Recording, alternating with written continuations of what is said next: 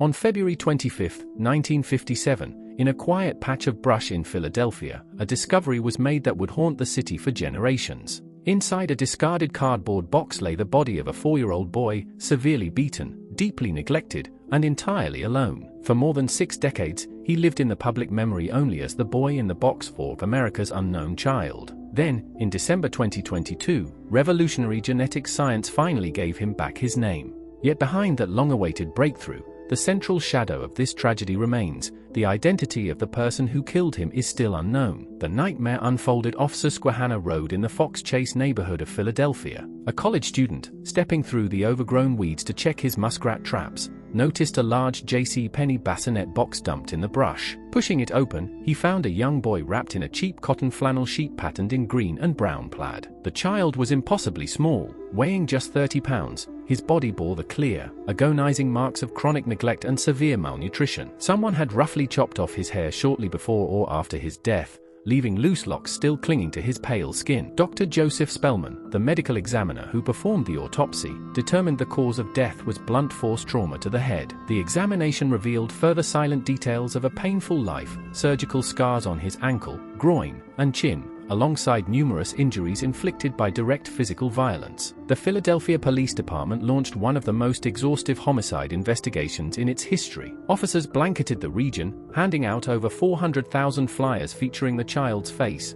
hoping someone, anywhere, would recognize him. Detectives worked backward from the physical evidence. The box was traced to a JCPenney store in Upper Darby, Pennsylvania, manufactured and sold between July 1956 and February 1957. Of the 12 bassinets sold at that branch, investigators successfully tracked down 8 buyers, but every single lead proved to be a dead end. The green and brown plaid blanket wrapped around his body had been cut neatly in half, offering no further clues. Police recorded the boy's fingerprints and tiny footprints, meticulously cross-referencing them against hospital birth records across Pennsylvania and neighboring states. Every attempt returned the same answer: no match. As months turned into years, and years into decades, the case accumulated theories, but very few answers. One prominent lead came from forensic examiner Remington Bristol, who theorized the boy may have belonged to a foster home located just 1.5 miles from the crime scene. A search of the property even uncovered a bassinet remarkably similar to the one sold at JCPenney. But decades later, advanced DNA testing conclusively cleared the foster family of any involvement. Then, in 2002, a woman known to the public only as M came forward with a chilling account.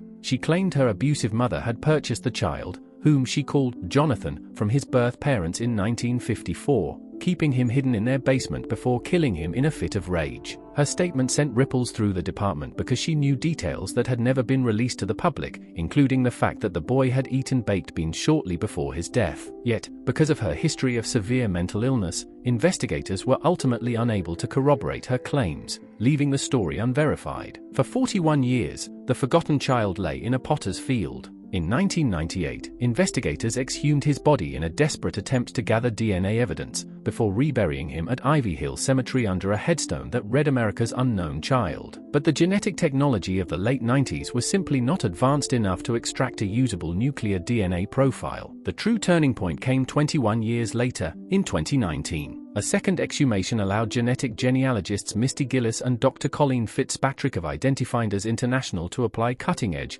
whole genome sequencing to his remains. On December 8, 2022, Philadelphia Police Commissioner Danielle Outlaw stood before a room of reporters to deliver an announcement 65 years in the making. Investigative genetic genealogy had finally unlocked the child's identity. His name was Joseph Augustus Zarelli. He was born in Philadelphia on January 13, 1953. Through meticulous DNA mapping, investigators succeeded in identifying both of Joseph's biological parents, though both have since passed away. To protect the privacy of surviving relatives, law enforcement has kept their names confidential, confirming only that Joseph has living biological siblings on both sides of his family. On January 13, 2023, on what would have been his 70th birthday, a new stone was dedicated at Ivy Hill Cemetery, finally etching his true name into history. Today, the death of Joseph Augustus Zarelli remains an active, open homicide investigation led by the Philadelphia Police Department's Homicide Unit and the Philadelphia County Medical Examiner's Office. His name has been rescued from silence, but the legal book on his life cannot be closed. No arrests have ever been made, no indictments have ever been handed down,